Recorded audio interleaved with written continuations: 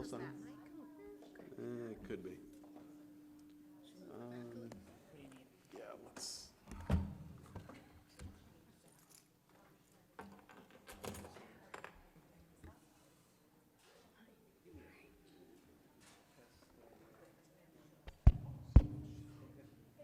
It sounds fine to me. That's okay? Yeah. It's not too much reverb? No, Okay. that could be it. Okay, false start, 5-yard penalty on that. Can everybody hear okay, or are we getting too much reverb? Hearing no complaints, we'll move forward. I will now call this. We are getting some feedback. Somebody.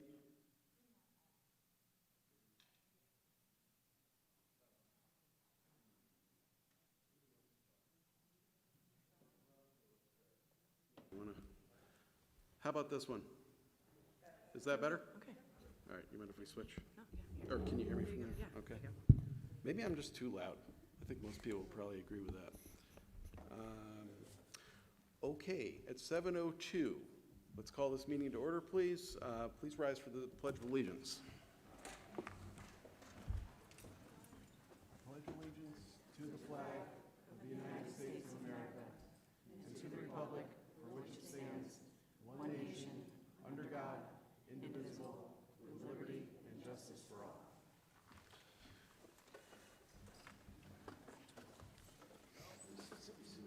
Okay, thank you all so much for being here. I'm sure that everyone has better things to do on one of our first sunny days. Appreciate you all being here. I'd like to especially thank my fellow board members, especially for committing to 2 consecutive nights of town business. Thank you to our Board of Education's Chairman, Patty Stricker, to our new Superintendent, Dr. Teresa DeBrito, our new Finance Director, Valerie Bellis, and our first Selectman, Irene Haynes.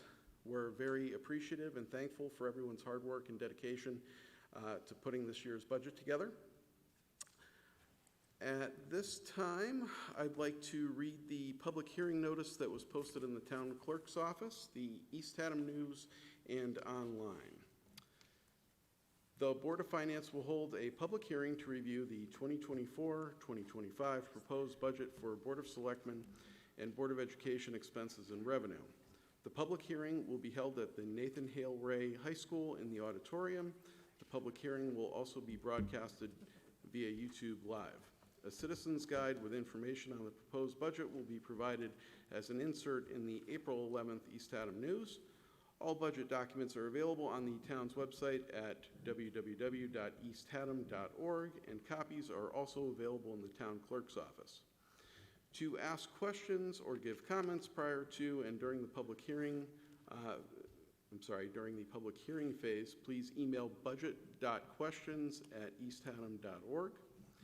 Please call the finance office at 860-873-5022 if you have any questions regarding the budget. This was dated the 11th of April, 2024.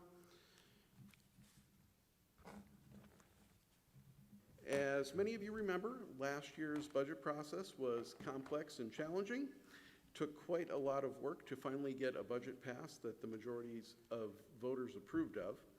At the end of that process, one of my fellow board members stated, quote, this year was pretty rough and next year is going to be even worse. And that's kind of exactly where we found ourselves at the beginning of the budget process. Frugal budgets, long-standing solid financial policy, and careful navigation of the budget process has gotten East Haddam through a few very challenging years. Regrettably, little has changed in the overall environment that we find ourselves in. Inflation remains high with no end in sight. The state of Connecticut continues to mercilessly hand down expensive and sometimes outrageous unfunded mandates, which are not always representative of East Haddam values. And the COVID-era ARPA funds, which have helped East Haddam through the last few years through careful application to our community's capital project needs, have finally dried up. Year-over-year contractual obligations remain, and for the first time, the town faces health insurance premium increases well in the double digits. To further complicate our reality, East Haddam's grand list grew a very small amount, a paltry 0.19%. So the gross, forgive me, excuse me, little stutter there. So the growth which we had hoped for in order to offset budget increases simply did not happen. So that's the bad news. The good news is that the Board of Selectmen, the Board of Education, and the Board of Finance continue to work together well without political biases and continue to do everything in our power to try and minimize the impact felt by our fellow taxpayers.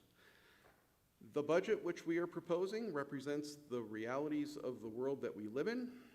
We are attempting to meet our obligations and address long-suffering capital needs, while keeping in mind that this budget still finances only the bare minimum.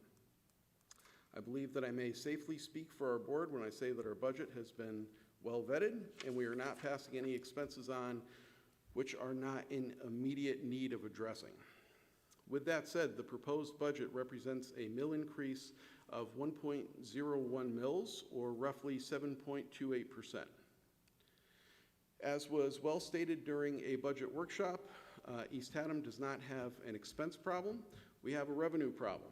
And speaking for myself, I hope that all of my fellow East Haddamites will take an interest and develop a passion for cheerleading for East Haddam and advocating for healthy and well-defined growth in commercial development so that future budgets will not be carried on the back of our town's residential taxpayers. Finally, after a conversation with my fellow board members, we felt that it was important and appropriate to address somewhat of a hot topic from previous years. The budget process of the past few years at times got a bit contentious and heated, so we would like to take a moment to revisit what it is that the Board of Finance does. The Board of Finance is comprised of 6 members, both Democrats and Republicans, elected to 4-year terms, given the charge to 1, prepare the town budget, 2, set the property tax rate, 3, approve deficiency and special appropriations and transfers between appropriations, 4, determine how town financial records are to be kept, 5, arrange for an annual audit of town accounts, 6, publish the annual town report. Though we have all chosen to run for office and enter the local political arena, we are volunteers attempting to serve our community to the best of our ability. We receive absolutely no compensation for our time and feel the same consequences of the board's decisions as any other member of our community. We are your neighbors. We always keep a seat warm for you at all of our meetings, and I would like to think that anyone kind enough to participate in our meetings feels welcome and appreciated. We simply ask that the same environment will be offered in the public hearing and town meeting portions of our process. As always, anyone wishing to speak with us will find us available, and we hope that you will take us up on that offer. As we have acknowledged on numerous occasions, your voice is always welcome and appreciated, and we cannot propose a budget representative of our community if we do not know what the will of our fellow taxpayer is. We're going to go through the process. I'm going to have a couple other statements to be made before we get started, and then we're going to move on to our public comment period, and we're excited for some lively interaction. Want to get everybody on record on their feelings on where we are in this process. I'd like to ask everyone, one of the things that comes up annually is what the temperature is of the community and how they're feeling about the budget that we're presenting. So we're asking everyone if you would please participate in a straw poll that we're going to hold after our public comment period. There'll be 5 questions and should take no more than 5 minutes. So we'd be very appreciative of your help in figuring out which way that we're going to go after this meeting. So at this point, I'd like to ask our first selectman to make a brief statement, and then we'll move on to the chairman of the Board of Education, and then we will just revisit a couple of our parameters for public comment, and then we'll get moving along. Irene, please. Thank you, Joe. I appreciate the opportunity to speak tonight. This year has been particularly challenging, one financially, that we've all been navigating the impact of the national economic factors that were all well outside of our control. Nonetheless, we have persisted and we presented a general government budget that maintains our town's financial stability. Financial stability is for our town is a journey. It's not a destination, and it takes vigilance and constant vigilance. The positive results of our efforts can be seen in many areas, most notably in the fact that our grand list over the last 2 years has increased and close to 7%, largely due to our revaluation of last year.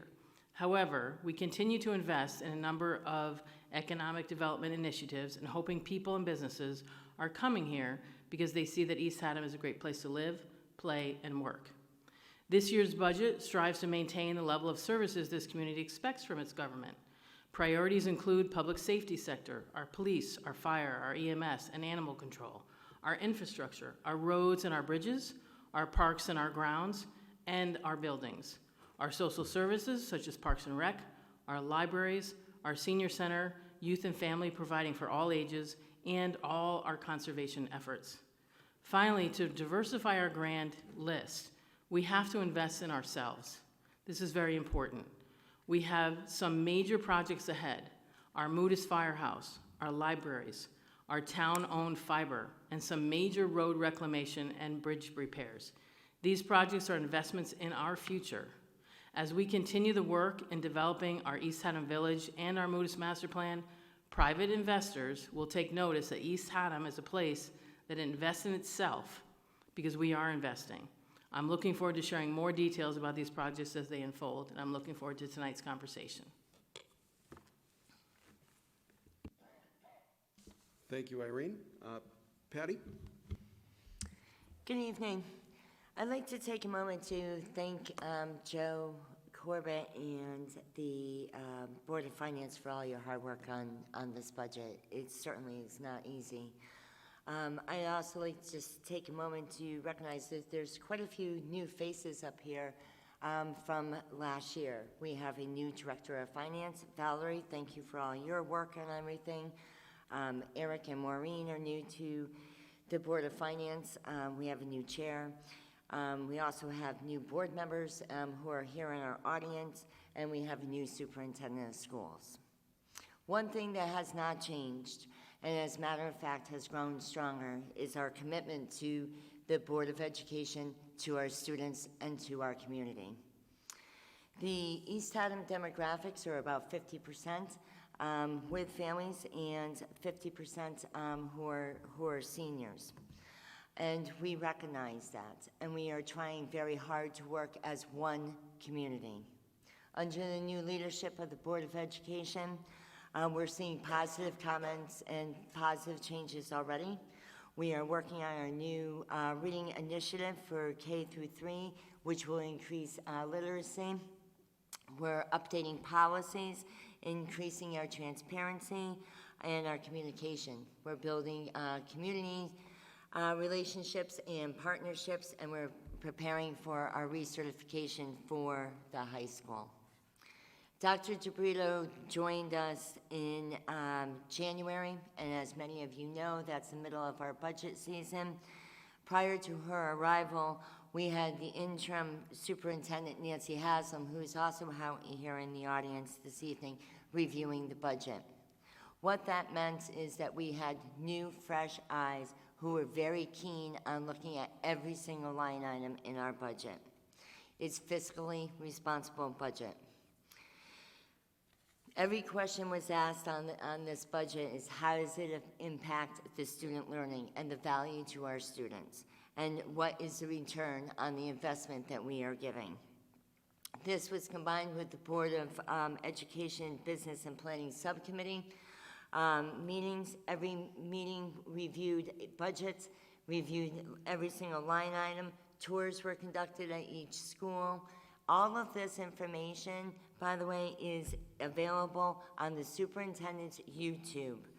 And if you need more information or you cannot find information, the phone number of the central office is 860-873-5090.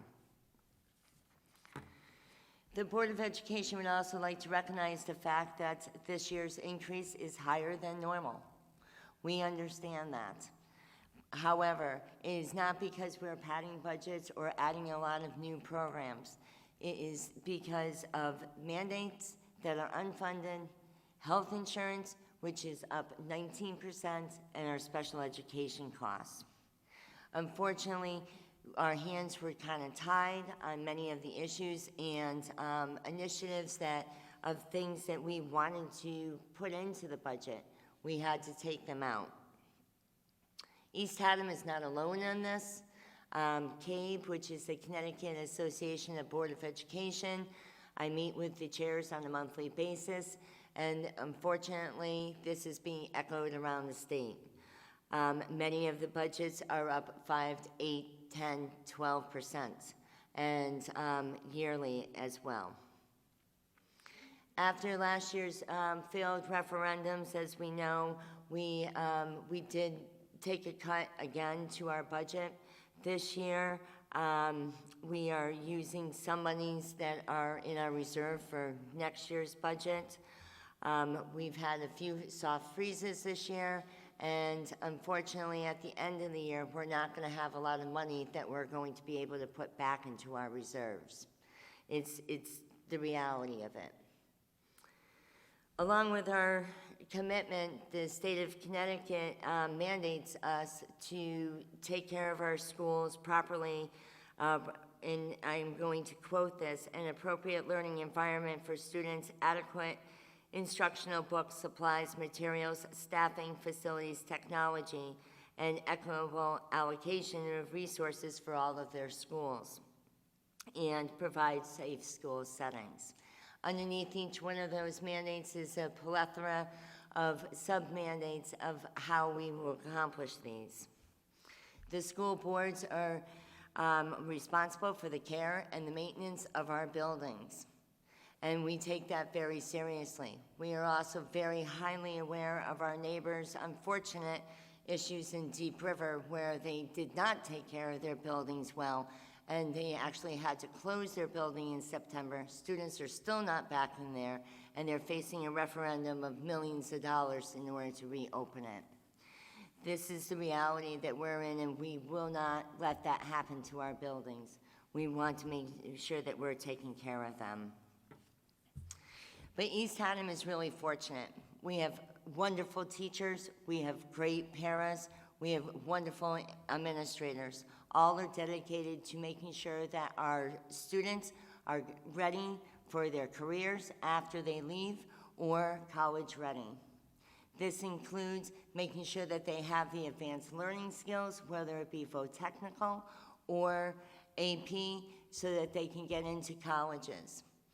Right now, the UConn requires a GPA of no less than 3.6 to get into. They actually have lowered the number of students that are required from Connecticut and is making it much more competitive.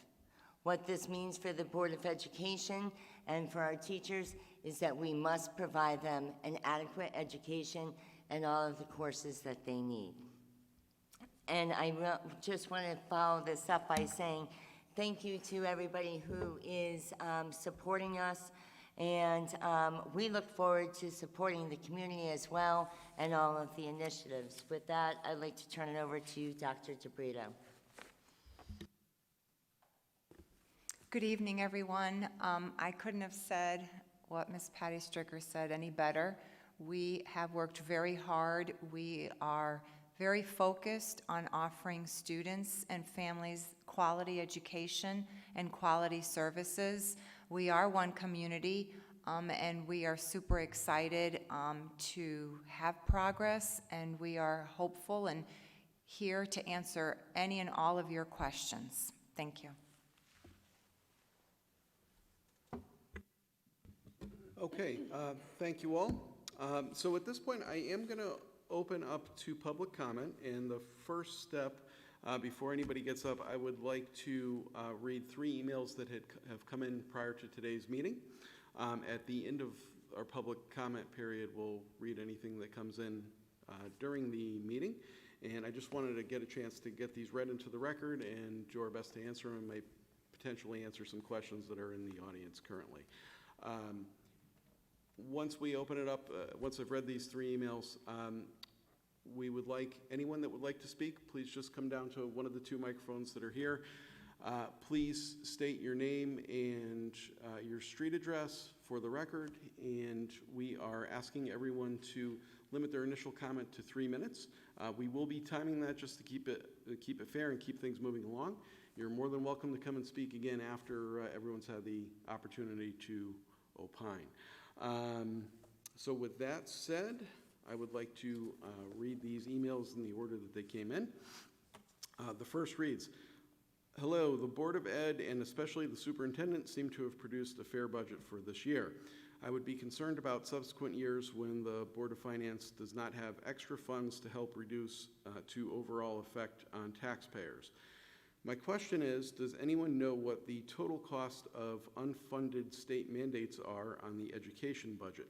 It would be useful to have a list and cost. There is one new one this year that had $10,000 budgeted for it. Thanks for taking questions. Regards, Robert Simmons Mudis." First, I want to give a shout out to Mr. Simmons. He was our first communication of this budget season. If you're paying attention, I appreciate you staying with us this whole time. Definitely appreciate you being a part of the process. To answer your question, what we're going to do with, that's what we're trying to figure out is what our fiscal policies are going to be in the new world that we find ourselves in. So again, we're open to any suggestions. We hope to make some progress on that.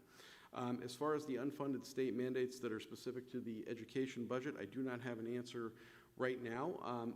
Patty, can we put our heads together on that? And Dr. DeBrito, can you speak to that? Sure, I can provide an initial response.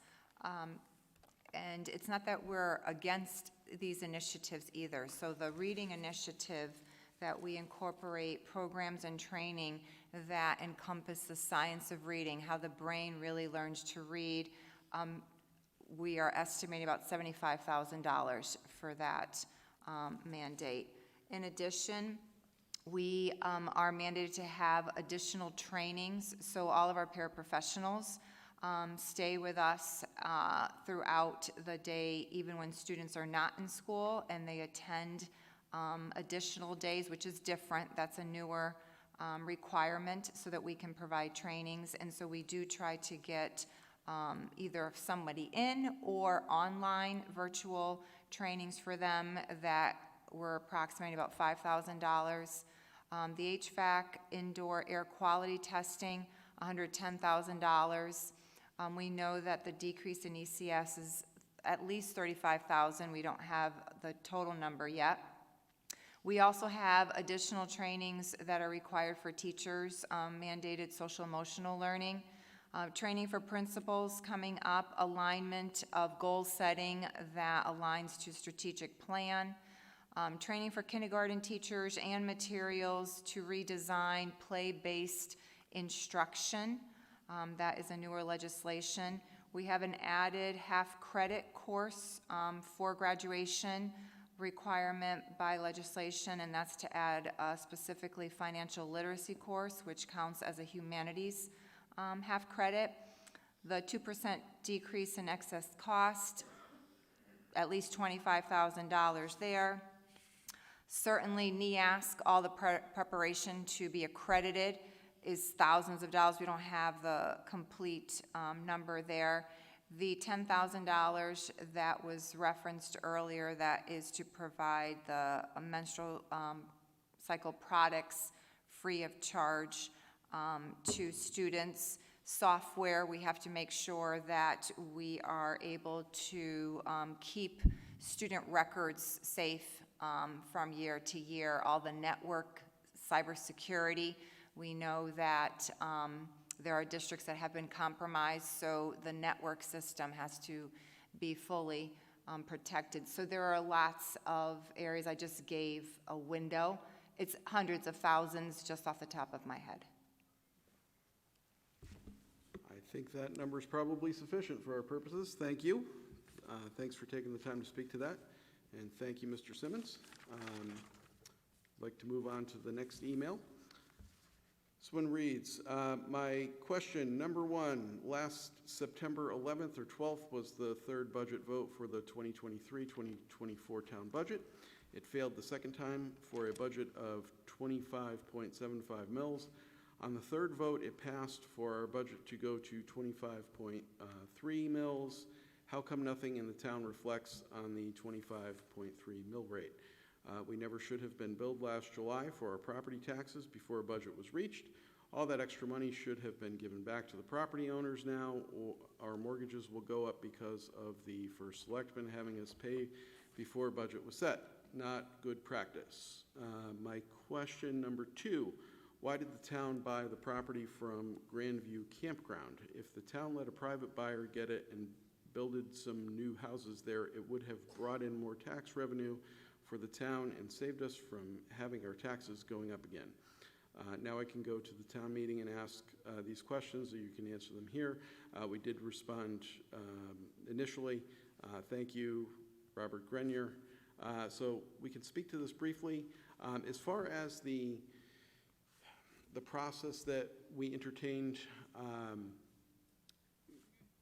during last year's budget season for how the bills went out, there was a calendar assigned with that. We have no control over that. We did reach out and get, and perhaps Irene can speak more to this, we did get a legal opinion on how that would work.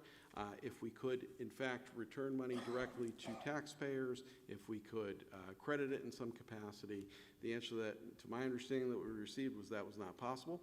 The board did attempt and has made good on their promise now that the $545,000 roughly that was the carryover was applied to this year and has been separated from the operating funds of the town.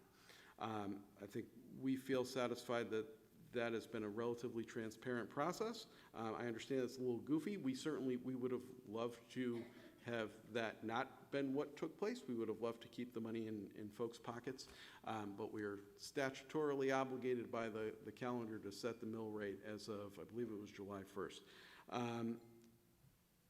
Irene, would you like to speak to that, or was that covered? I think you covered it. Okay, thank you. Moving on to question number two, as far as buying the, I believe that's the Kronberg property. As far as that goes, there's the whole process. It was proposed, it was voted on, it was overwhelmingly successful in the purchase of that property, so that's really out of our hands. I share your desire to have more of our property be used for some tax revenue gaining purposes, but that's the process of the community.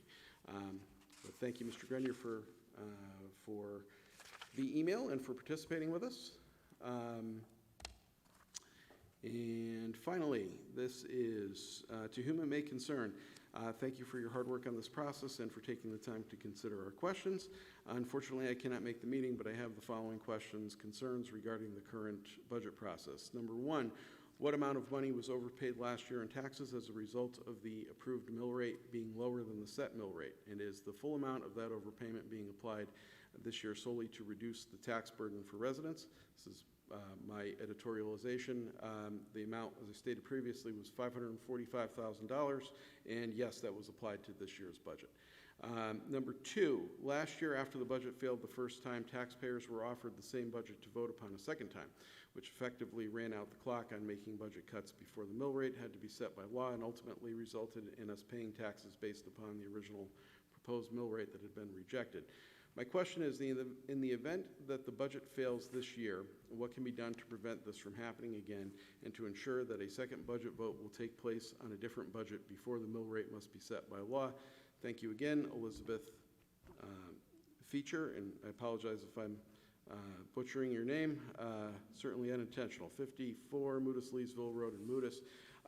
So to speak to that question, obviously that was a chronic topic of discussion in our process and within the town. I'm happy to inform you all that we did adjust our calendar this year so that we would have additional time if we were unsuccessful to be able to move a second budget forward. Our goal is to get it adjusted and get it through the first time, but we did hear the concerns, and we're making adjustments as needed. Again, not perfect, but we're up here trying. So thank you for your email and for being a participant with us. So I'm going to stop talking for a minute, and I'm going to ask anyone that would like to make public comment, or if you have any questions, to please feel free to hop in line and join us.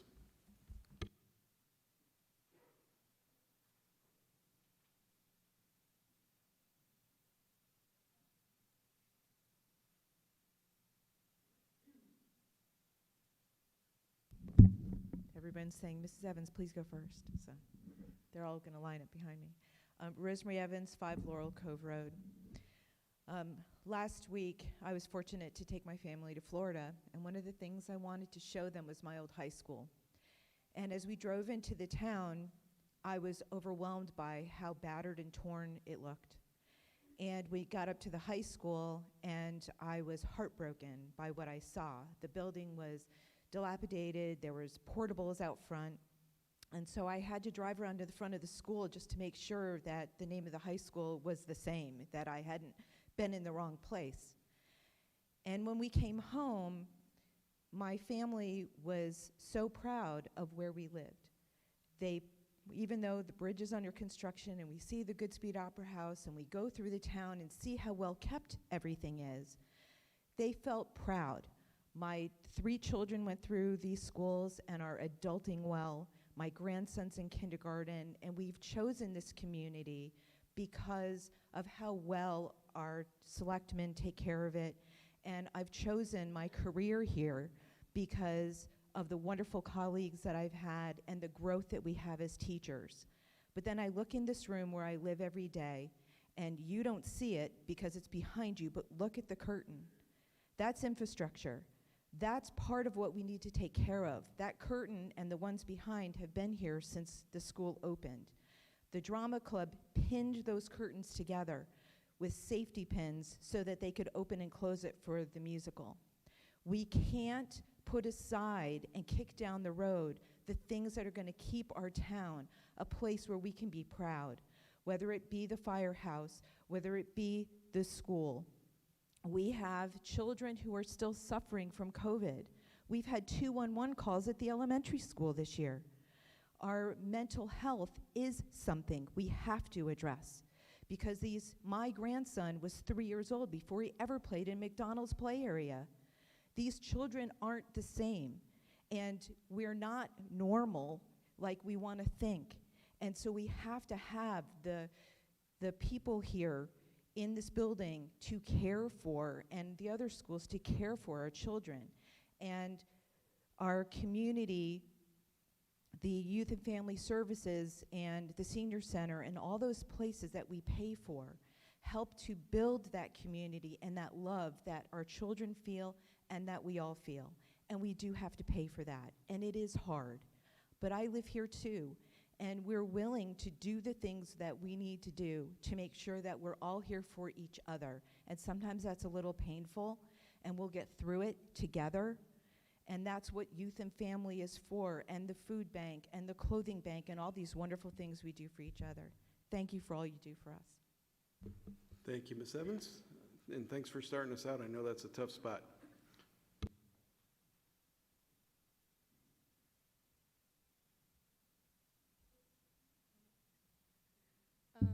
My name is Abigail Martin. I live at 256 Mount Parnassus Road, and I'm a junior at the high school. As a student that's taking AP courses and involved in many school activities and clubs, I know just how crucial a school budget is to our students and community. Because we already have a small school district and a smaller budget, a decrease in funding would cause an evident drop in school productivity, test scores, and other fundamental measures that are important for a school to meet. The money that funds our school allows students to have the opportunities to explore a vast amount of subjects such as engineering or animal and plant sciences, or even more specific aspects of your average core subjects. With that being said, these opportunities would not be provided to students without funding and the wonderful staff of teachers our school has. Aside from academics, our school and staff work together to create clubs for students to get involved in. Not only does funding allow our student athletes to have access to new equipment, but it also allows our clubs to get more involved in the community. Whether it be going to other schools to participate in unified sports events or planning events within the town. For example, our agricultural department works within the community to help landscape both residential locations and public properties. Some of our science classes have visited the Body Museum in Boston, and our art and history classes have visited the Met in New York. Funding the town budget, in turn, means more funding for our schools to provide students with extraordinary opportunities and give back to the community. So when it comes to discussing and voting on a budget, you can't in good conscience say that you take pride in our town's school system and stand by letting the budget cuts take away from our students' education and opportunities. After all, if it weren't for our teachers, classes, opportunities, and skills that have been taught to me by our school, I would not have the courage to write a speech and stand in front of you all tonight. So thank you for giving me the time and opportunity to speak to you all. Thank you, Ms. Martin.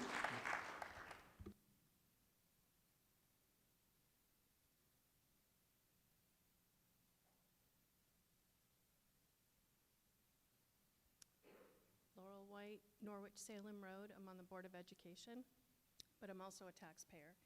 And I want to thank all of you for sitting on the board. I know it's challenging to work on a budget, and the town budget can only be that much more so over the education budget. So I appreciate your efforts. But education is about the future. Undermining the future is what happens when budgets are cut for programming over and over. In my generation, we had cut and then absolutely dissolved the industrial arts and home economics as they used to be known. Now we face a society where services for daily living are underserved. There aren't enough plumbers or electricians. As programs have been historically underfunded, our students pay the price, and ultimately, we the community do as well. The East Haddam School District has been trying to build complete programming, yet every year we receive cuts that prevent us from reaching that goal. For example, the middle school has a fully equipped consumer science classroom, which for too many years now has gone without a teacher. This class would prepare students for programs at the high school and would help to prepare students more fully for career and work experience straight from high school. This same can be said for many of the cuts we face every year. The manufacturing workforce is getting desperate for workers as retirement is depleting the workforce presently. We need to prepare our students for this opportunity, yet historic cuts have depleted programming that prepares students for work right out of school. It is too expensive to fund schools is the argument we hear over and over again. What determines expensive? Is it expensive to hire a plumber? Imagine the expense when there are none available. Nationally, the investment in college preparedness has undermined preparing students for work and careers straight from high school. Excuse me, I get nervous speaking in public. College is important, but it is not the only path to success. We want success for all of our students. We need to prepare students for more than just college. Manufacturing, trades, and other careers are equally as important and are needed by all members of society. We want East Haddam to be a role model. We need East Haddam to look to the future. Our students need us to look to the future. We need funding to get our students prepared for all opportunities. Thanks. Thank you, Ms. White.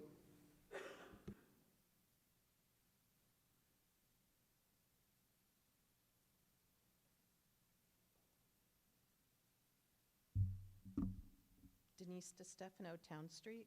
I have a question on your Citizens Guide. The last expenditure, transfers to capital reserves and projects. That increase is almost 63%.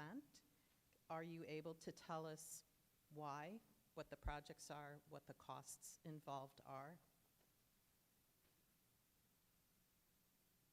It's the biggest increase on the budget, that's why I'm asking.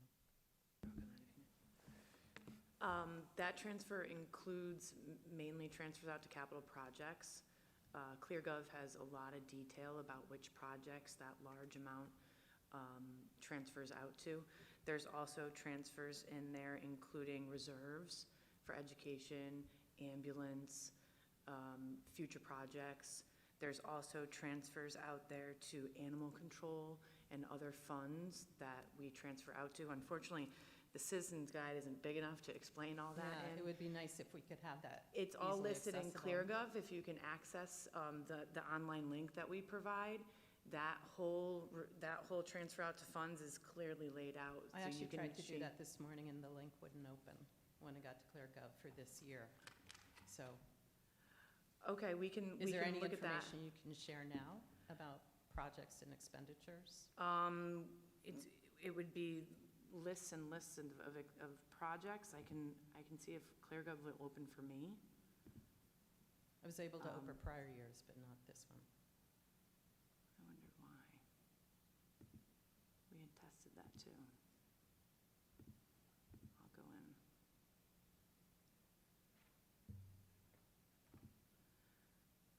So specifically, just for that big line item there,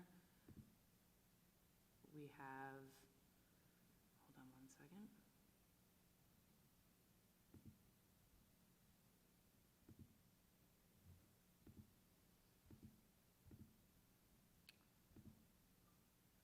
Okay.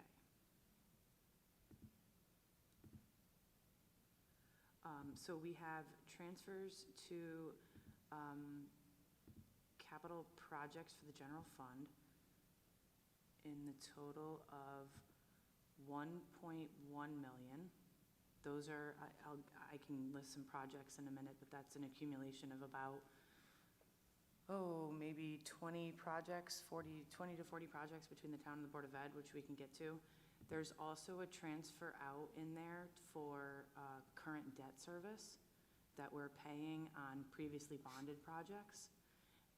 So that amount is about 400,000, so that gets us to that $1.5 million total. I can flip to the, my own timer went off. You're done. Yeah, I'm done, that's it, tapped out. There's a very detailed capital spreadsheet that we've been working off of to get to that dollar amount there. Could that be posted on the town website? Yeah, we can do that, and you can go through all the detail of, some of the projects are 20,000, some of them are 100,000. It's roads and reclamation, it's, school projects, all sorts of stuff, but we can get a good PDF of that and try to make it visible and not too small. That would be great. It's Okay. hard to approve something if you don't know what it is, and that's. It's true, and that's a it's big increase. a consolidated way of showing it here to Yeah. put it out in the mail, so I appreciate your questions. Okay, thank you. No problem. Thank you.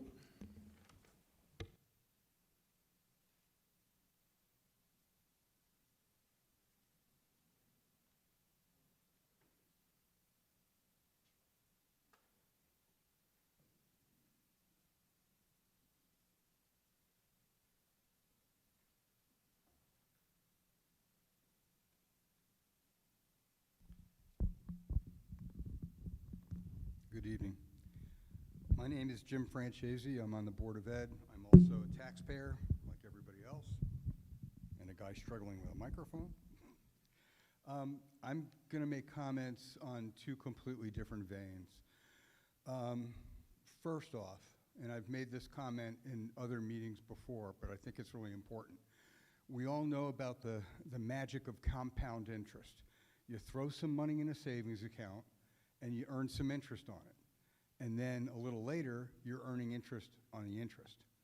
And then a little later, you're earning interest on the interest on the interest. And that's what we all end up calling our retirement accounts.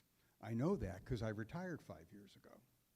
And like most of you, I'm living on a more limited income than I used to. It's okay. I'm like everybody else, I pay bills. I just dropped $1,100 on an alternator for my wife's car. My truck is in the shop right now because it suddenly wouldn't start. So I know the pain of having to come up with the money. Worse than that, though, is the penalty of compound disinterest. Every year that you cut a budget below what is necessary in order to provide the right services, you end up compounding the cost for later on. Those of us who've been around for a while No, we got a big fight through, finally built a high school. You're in it now. I helped lead the political action committee to get this place built when we had to pass the referendum. And then what was the school at that time sat fallow for upwards of 10 years. And we spent a lot of money on a building that was slowly and permanently deteriorating until finally, there was a decision to actually rebuild it, and now we have a really nice municipal office complex, which this town needed. And it cost millions more than it should have because we waited and let the prices go up. I'm just asking people not to do that again. Let's be smart the first time around. The other set of comments, and as I said, they're very different. I am honored to run the Policy and Instruction Subcommittee for the Board of Education. And we heard the concerns last year over the budget. And a lot of it had as its basis a kind of a core distrust about whether or not the school system was managing its money appropriately. As a result of that, we have proactively taken steps to change policy and make things more transparent. The board policies I'm about to describe are either already in effect. Should I sit down? Yeah, I'm going to have you circle back to that if you would, Jim. Not a problem. Thank you.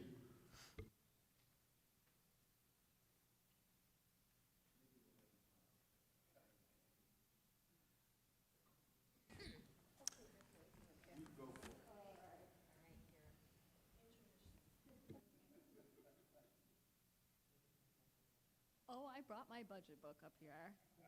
I am Kira Thompson, 181 Tater Hill Road in the beautiful town of East Haddam. And I didn't really prepare a speech, but I am on the Board of Education. I am the lucky chair of the Business and Planning Subcommittee, which is the Budget Subcommittee. So I have put myself to bed with this budget book. And I want you to see what we do.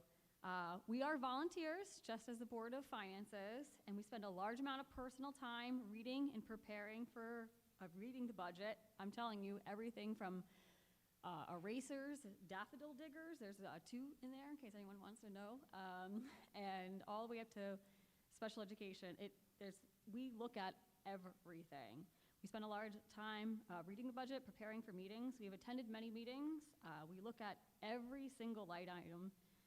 The increases this year are for essential services. It's just to keep our system going. Our operating budget, 77% of our operating budget is salaries and benefits. 77%. There's no secret sauce. When people say, are you padding the budget? What's the secret sauce? Our secret sauce is, some of them are sitting back here. It's our teachers. It's our paraprofessionals. It's all the staff that keep this district going. Our administrators, that's who you're paying, 77% of this budget. The biggest drivers to the increase this year are the contractual obligations, special education tuition, and health insurance. Health insurance went up a lot. And these are things that we can't prevent, but we need to keep going. When you drive into our town, it says proud of our schools. So let's be proud of our schools, and let's get this budget through, and let's do it the first time. Thank you, Ms. Thompson.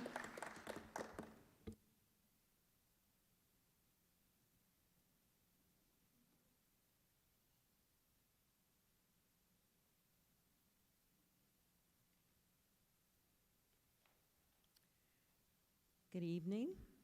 My name's Terry Garrity, and I am at 41 Falls Road in Moodus.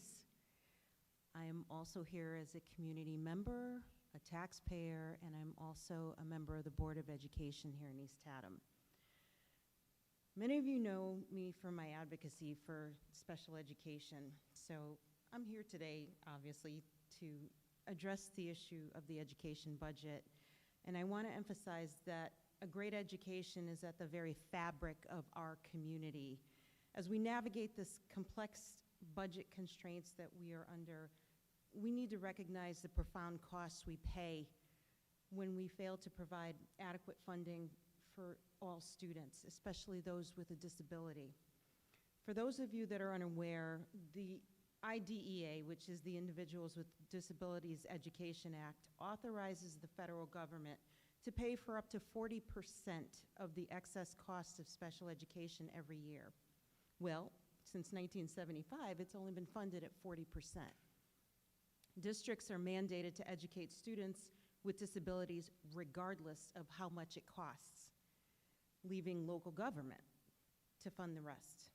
Our district, along with others in Connecticut, continue to lobby the legislature about funding caps that are in place, and so far, not a whole lot has changed. Let me share some statistics to help illustrate why adequate funding counts. Related services for students in our district are more crucial than ever. For example, families across Connecticut face wait lists of up to 1 year or longer just to get ABA services for their children. Imagine being told by your doctor, I'm sorry, I can't see your child for a year, and they're ill. It's insane. The Bureau of Labor Statistics reported 31% of people between the ages of 16 and 64 with a disability were employed, compared to 75% for those without a disability in the same age range. In Connecticut, it's estimated that 22% of people aged 21 to 64 with any disability lives below the poverty line, compared to 8% without. It's common sense to realize that people with more education earn more money. But a full-service education also improves outcomes. When educators and students are given adequate funding, many of the long-term consequences, such as unemployment, poverty, and dependence on social services, are reduced. The goal is to educate all students for an autonomous life. It's up to us as members of the community, the educators, the policymakers, to prioritize the allocation of resources to ensure that every student receives the support that they need to succeed. Thank you. Thank you very much.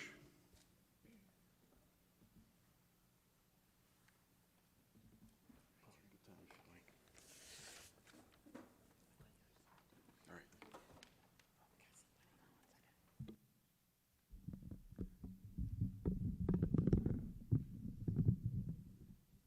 Hello again, Ken Tosi, Stocking Lot Road. I have a question for the Board of Ed folks.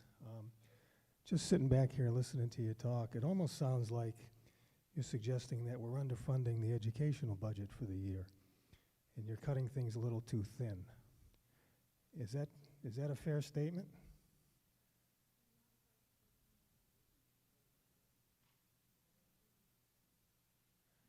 I mean, I'm not being judgmental here. I'm all in favor of the kids, believe me. I will take care of answering this as the chairman. The Board of Education budget is extremely lean. We are able to do the services that are necessary. We are not adding anything new to our educational experiences. Well, I guess the question is, should we? Yes, we would very much like to. We had initiatives for putting back the home economics and cooking classes back into the middle school. We've taken that out. We've taken out certain projects as far as trying to start to renovate this building here that we're in is now over 30 years old.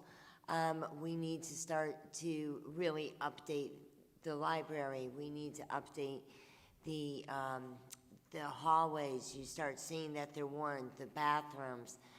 So there is quite a few things that we would like to put it back in, but we also, on the flip side, have to be very cognizant. We are part of this community, and the community can only take so much added on. So we are going to try to work with long-range planning to start really, I don't want to say mandating, but really being stricter as far as when we're gonna get projects and how much money each year we're gonna put towards projects so that we can accomplish those goals. Well, the reason I ask is I think it was last year, East Hampton, I think, voted their budget down because they thought the education budget was underfunded. Am I correct on that? Yes, sir, you are correct on that. So, I'm just, as an observer, it just sounds to me like you're concerned about what you have and that you really could use more. And I know that's going to put a lot of pressure on the rest of the budget, for sure. But, I just wanted to put it in perspective based on what I'm hearing.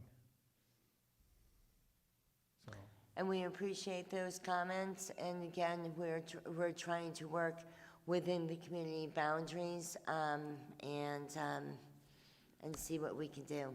It's very hard for us to come forth with a 5% increase when notoriously we've come in with 1%, 2%, or 3%. And we're cognizant that 2 referendums failed last year.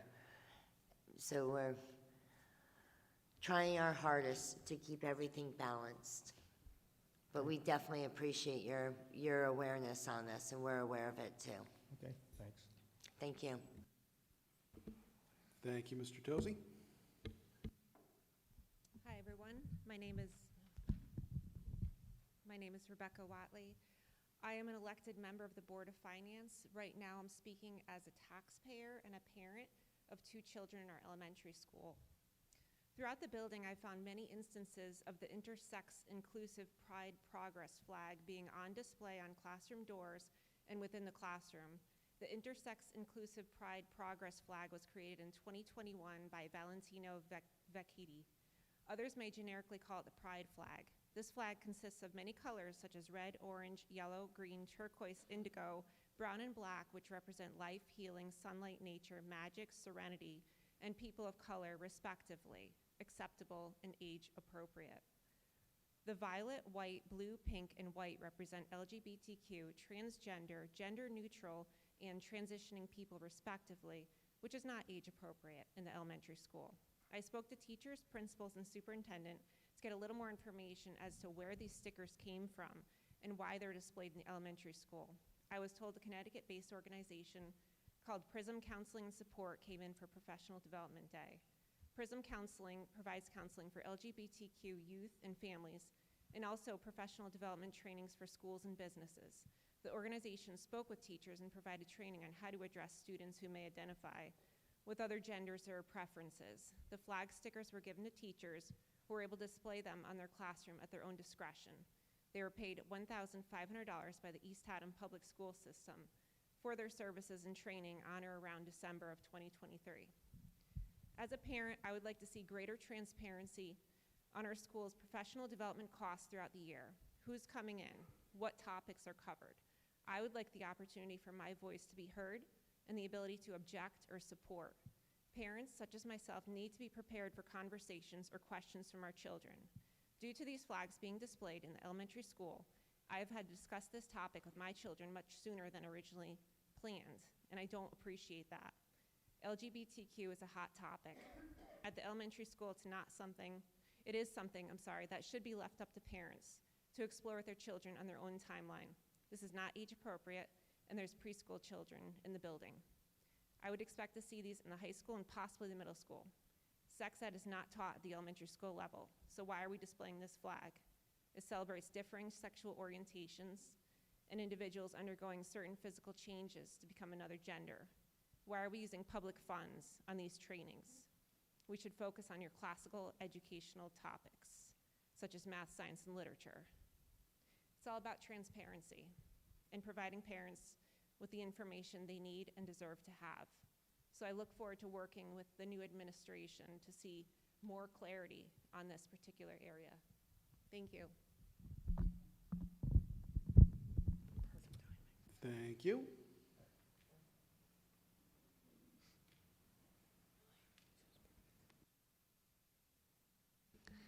I just want to thank Rebecca and just let you know that we are working on policies that in our board packets, we will have a comprehensive list of professional development. All right, very good, thank you. Do we have anyone else that would like to speak? Please.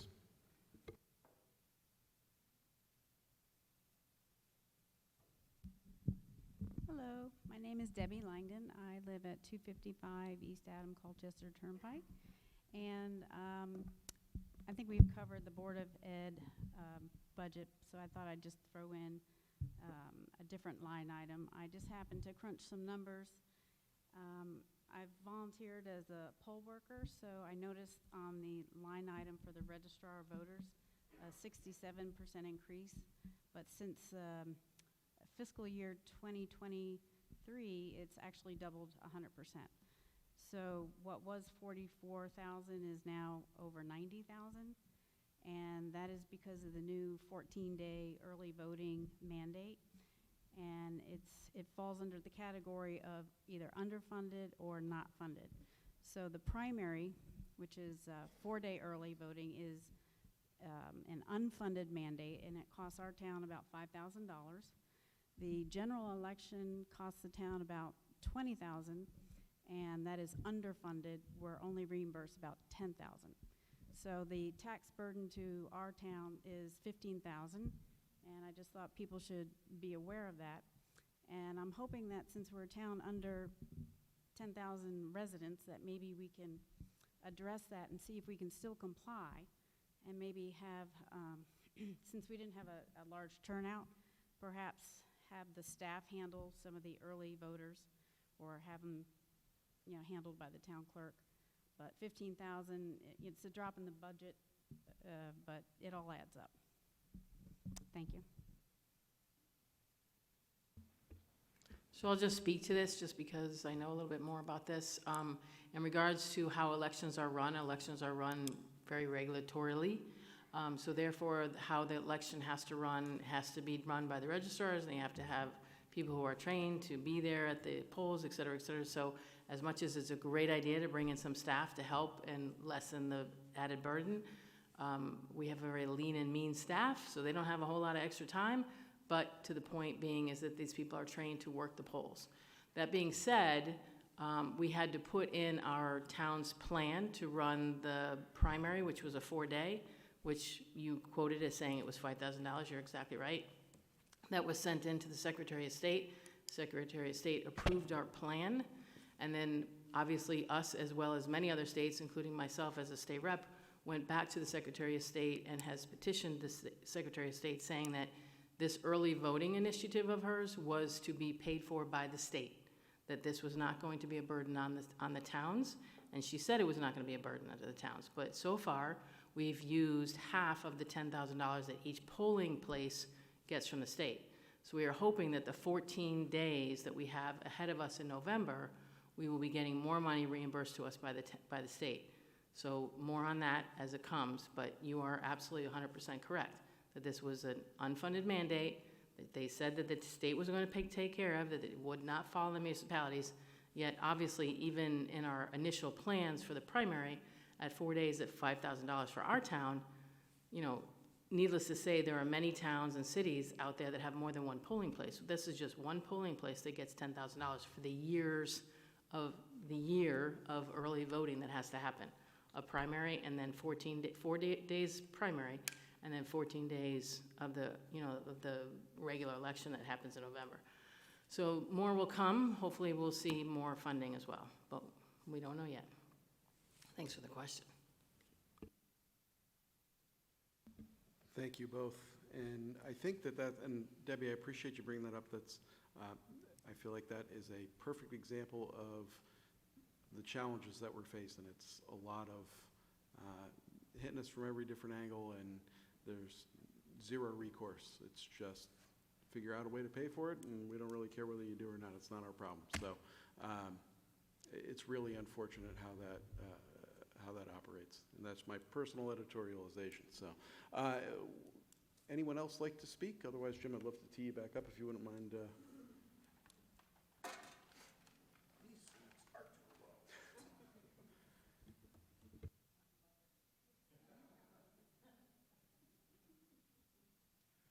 Okay, Jim Francesi, 68 Wickham Road. I was starting to say, after last year, there was a sense that some of us had, I think, that there was a core distrust in the community regarding whether the Board of Ed was using its money wisely. I think in a lot of cases that was understandable but unfounded. I have not found a lot of that to be true. Having said that, we have been very busy rewriting policy. Almost every single thing I'm about to describe to you either has already been put in force or will have been put in final force tomorrow night after our board meeting. There's one or two extra things that will be going to our next policy subcommittee meeting for discussion and possible action. So just to give you a quick summary. The policy changes, either completed or in process, require that the monthly report on board expenditures, that's referred to as the board warrant, has to be accompanied by a detailed listing of board expenditures for each cost center, as well as each line item within that cost center and each budgeted sub-line item. The first meeting I was at, I was handed a budget that had 6 or 7 numbers, said this is the total of what we spent, and no one had any idea where the money had gone. And I said, I don't sign blank checks. You're going to have to do a little better than that. The policies now identify that the board chairman, the board secretary, and the town treasurer are the only legal signers on board accounts, and there will have to be a majority vote if anybody wants to change that or add someone else as able to sign it. It expressly forbids the superintendent from being listed as a signer on the accounts. That was an adventure we had last year, not typical of how we do business. It also requires full disclosures of all invoices paid by the board. The only exceptions will be anything that's covered by federal law as far as privacy goes.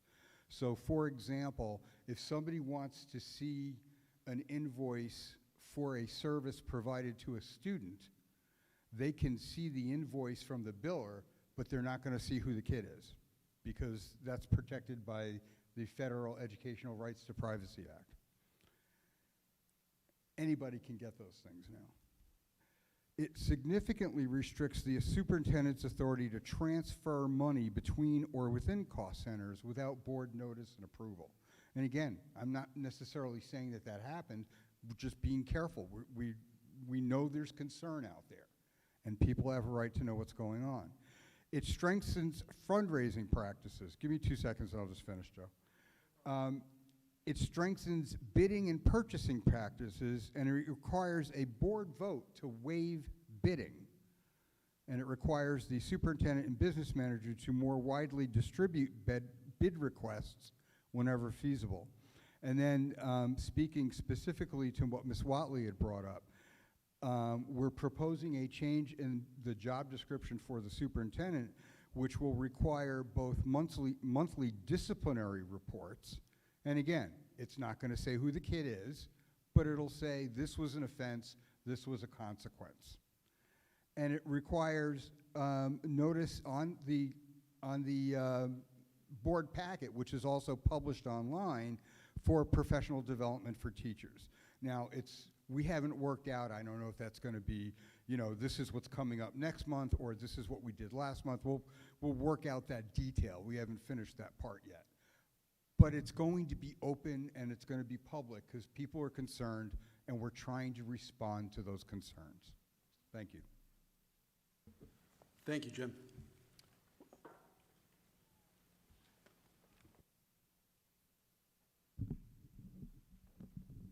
Sean Morrissey, 42 Petticoat Lane. Follow up to Jim, actually. I'd like to say last year I stood at this meeting. I'm just a regular taxpayer, kind of new to the town, a few years. And I was one of those skeptical people. I'm very skeptical. And I was skeptical, not to say that anything nefarious was going on, but I just always like to think, there's definitely waste. There's definitely areas to cut. There's definitely things that can go on. You know, since last year, I have then been honored to be elected to the Board of Education. So now I get to stand here on the other end and say that, and being run and being honored to be under Kiera Thompson's tutelage and being on the business and planning. So I got to answer your question, sir. I got to be on that side. And yes, I personally, to what you said, we have been 7 years, the last 7 years, it's been a 2.7 average increase that we've that we've put into the Board of Education. 7 years. It's basically just putting gas in our car. You know, I'm a car guy, I'm sure y'all. Imagine driving your car for 7 years and never putting anything into your car except gas. You don't put new tires, you don't do anything to your car. What happens? It goes to what Jim said. It's the disinterest. You know, now after 7 years, you have a car that is broken down, you have to replace the end, you might as well throw it away, and now you have to go out and buy a brand new car. That's what's been happening over the years. I thought I was going to come into this, and I thought I was going to tear apart the budget, and I thought we were going to find things to do, and to my horror, it was the complete opposite. Believe me, like I said, I was on that other end. I was ready. And now, to my horror, I come and I go, oh my God, there is absolutely nothing. There is nothing here to cut. Me personally, yes, there was a million other things that I think that should be in the budget. But we can't go after last year. We can't come to the town and go, here is a 9% increase, because then what would happen is if that gets slammed down, now it's going to come cut. And then it's going to be even worse than where we are today. So to your point, I have to comment on that. Yes, but we made educated decisions. We took that chance to do just what was necessary in our best interest, to do what was right for everybody, but bare bones for sure. I just want everybody home to know that we went through that line by line, dollar by dollar, eraser by eraser. Sat with the elementary, the middle school, the high school principals. They had to give us presentations for every single dollar. And I was that guy that I didn't know until this time. But we went through it and doing everything as best as possible. So, thanks. Thank you, Sean. Okay, I want to give anyone that would like to comment the opportunity before we move on to emails which have come in during our meeting. Do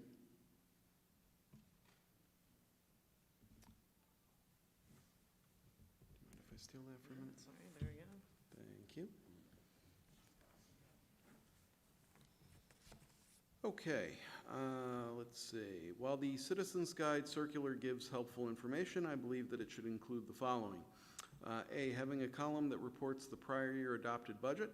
In other words, there should be a column for reporting the 2022-2023 adopted budget to the left of the existing column of the 2022-2023 actual unaudited amounts, and a column to the right of the actual amounts to show the dollar change for the prior year.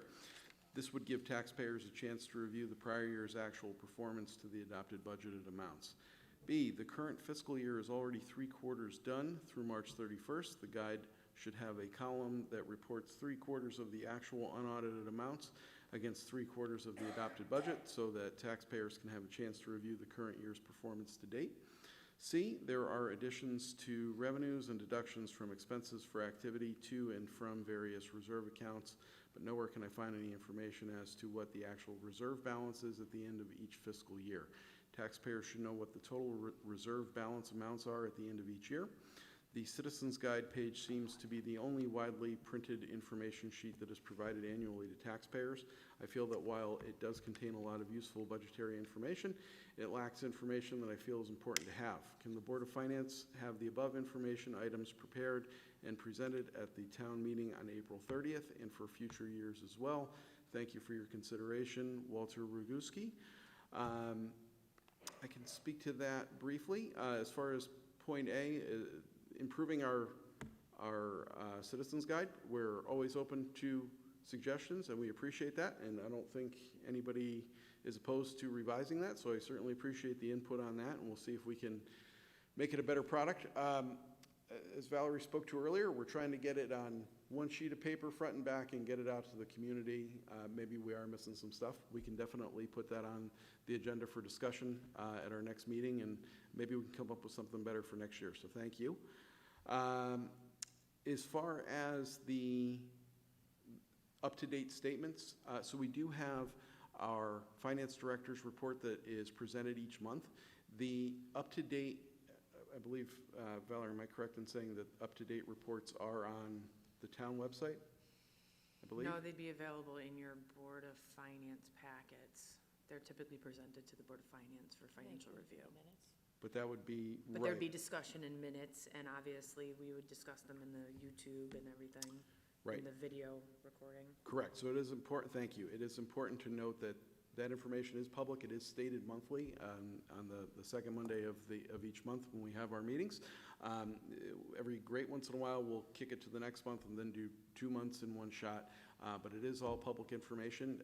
Again, I don't think any of us would be opposed to getting that information out there a little bit better. Open to suggestions on that as well, but thank you for bringing that to our attention. The reserve accounts, as far as getting that information out, I can understand why that is frustrating. It's frustrating to us because we don't always have that up-to-date information that is determined by the finalized audit. Is that Correct. So the best way to find those balances of those different funds would be our audit, which is published on the website. There's copies in our office as well. We don't print out as many as the Citizens Guide, but right now we have a completed 2022 audit, and we're currently auditing the fiscal year 23. So the audit is the best place to research ending balances and the best place for taxpayers to know the current financial status of the town. It can be a difficult report to read. It reads heavily on accounting. It's not your normal easy reader, but I would be more than happy to direct people to the right area if they had specific questions. There are many different financial statements that show balances for reserve funds or capital funds or the disc golf fund, any fund you might want to imagine, but there's about 28 different funds that we maintain in the town, so the financial statements are pretty intricate and can sometimes be difficult to read. But I'd be more than happy to help anybody answer a specific question or navigate the 150-page audit. Thank you, Valerie. And so I'm officially nominating her. Please feel free to call her with all of your questions. She's pretty excited to field them. No, but Mr. Roguski, I certainly appreciate that. And we will, I can tell you, the members of our, I want to give a shout out to our communications subcommittee, do a phenomenal job. They are very dedicated, and they are always looking for input as well, and they always improve what I think is an already pretty good process. So hats off to you guys, and we will forward them your email. So making more work for you. I volunteered you, Todd and Rebecca. Yeah. So it's, all right, great. Thank you. Can I And go we to have the next one? Yes, please. I have it almost ready here.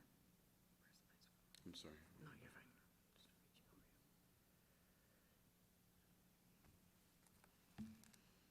you. Okay. Let me see.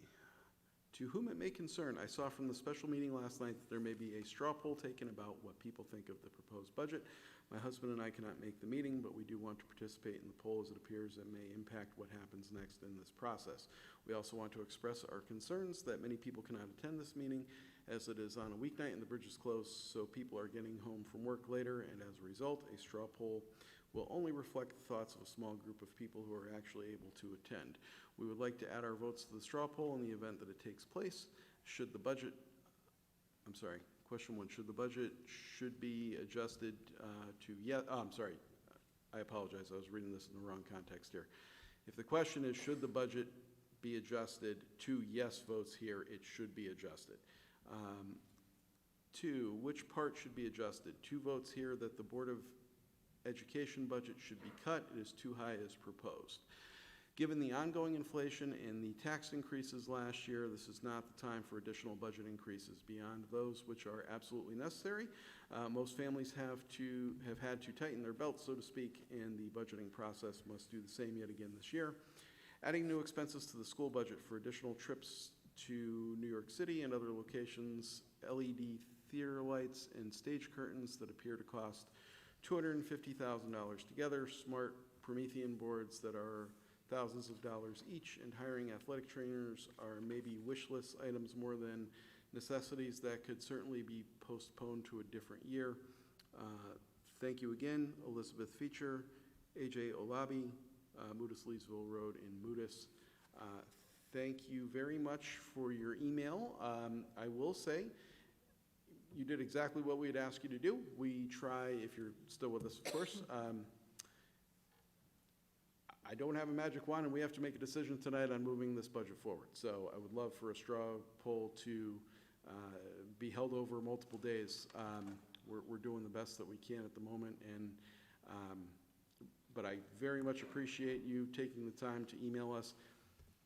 This email address, I want to state for the record, is always available, and we will always read your comments into the record, and we will discuss them. Lots of times way too long. Like, we just like to have meetings and talk for a while, and it's a wonderful thing. We really do appreciate it. So it is something that we take very seriously. So please, anytime, feel free to email us. You will always find an audience with us that will make time to go over these things. At this point, I will, by all means, Patty, give you the opportunity if you want to speak to this. Otherwise, it's definitely taken into consideration as we move along with our budget process. That's exactly what we're looking for. People to tell us we're not spending enough money on this and we're spending too much money on that. So it is recorded in the record and appreciated. So thank you. Thank you, Valerie. I want to give an opportunity one more time if anybody would like to come and speak.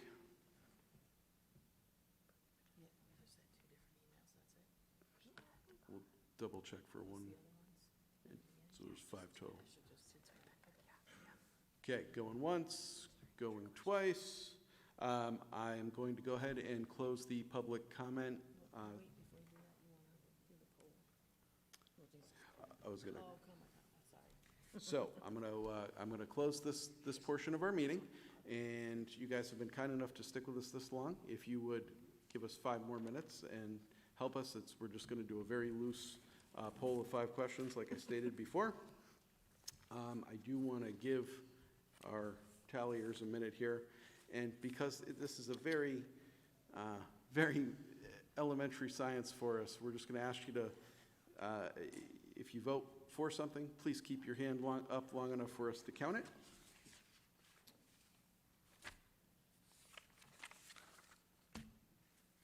Alrighty.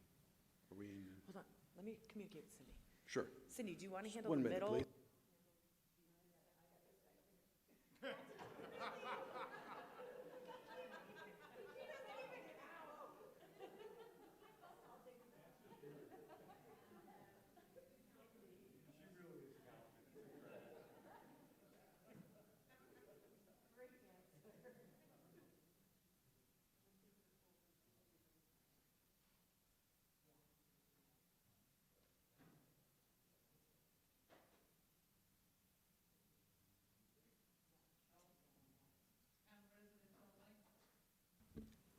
Thank you, Ms. Haslam. We were going to address that. I appreciate it. So yes, so we're just asking if the qualification to vote in this, and certainly we're not going to ask you to show us your identification, but we're just asking taxpayers only for our purposes of our vote here. Is everybody in place? We good? Cindy, you good? Of course. Well, I was going to read it and give you a minute, yeah. Don't worry, I won't rush it. So, okay. If we're in a good place here, the first question, can I have a show of hands? How many in attendance would like to see our proposed budget adjusted?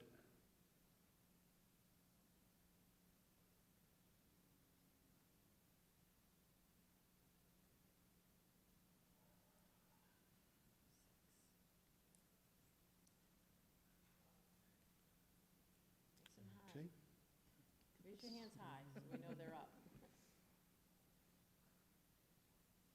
Alrighty, you get that? Okay, thank you. So I'm going to break it down by department. The next question is concerning the town side of the budget.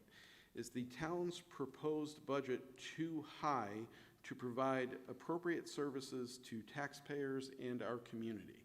May I please have a show of hands? Thank you.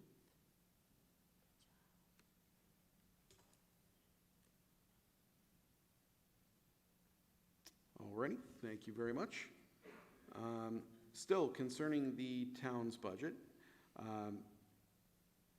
is the town's proposed budget too low to provide appropriate services to taxpayers and our community?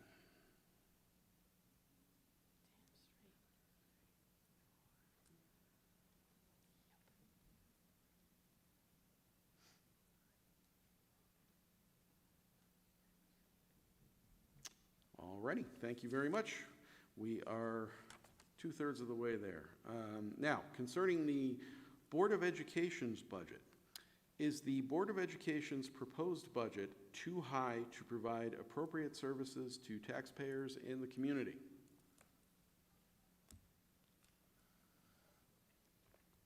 Looks like a non-starter.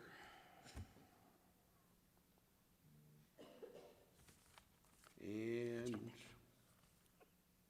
rounding out here with question number 5, concerning the Board of Education's budget, is the Board of Education's proposed budget too low to provide appropriate services to taxpayers in the community?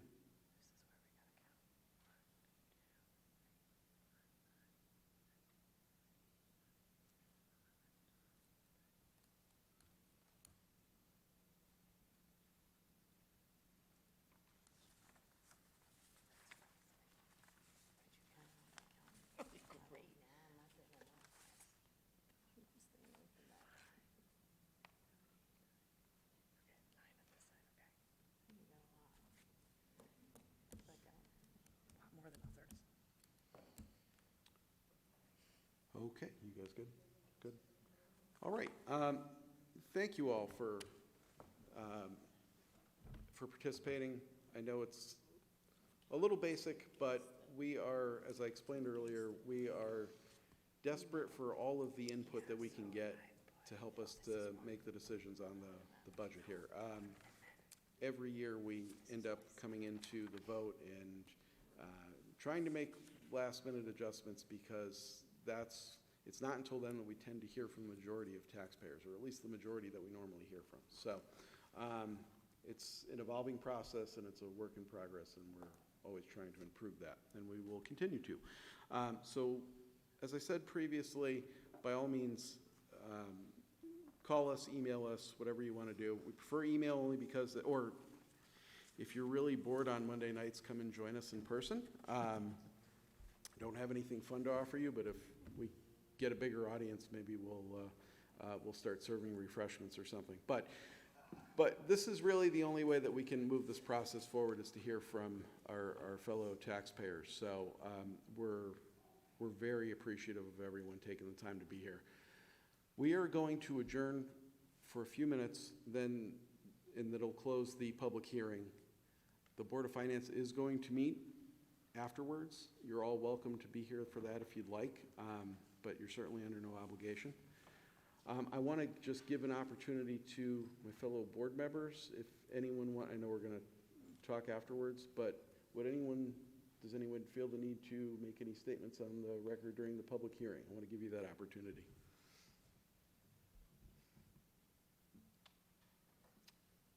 All right, very good. Well then, in that case, I would like to go ahead and adjourn our public hearing. Thank you all for being here.